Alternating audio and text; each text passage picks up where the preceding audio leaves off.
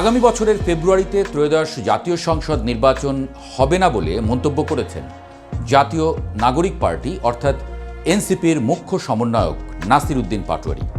গত মঙ্গলবার রাজধানীর ফার্মগেটে কৃষিবিদ ইনস্টিটিউশনের আন্তর্জাতিক যুব দিবস উপলক্ষে জাতীয় যুব সম্মেলনে তিনি এই মন্তব্য করেন।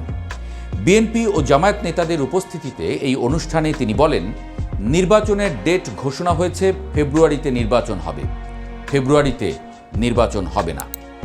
এর ব্যাখ্যায় তিনি বলেন, যদি ফেব্রুয়ারিতে নির্বাচন হয়, আমার যে ভাইয়েরা শহীদ হয়েছিল, রক্ত দিয়েছিল সংস্কারের জন্য, তাহলে কবরে গিয়ে তার লাশটা ফেরত দিতে হবে এই সরকারকে।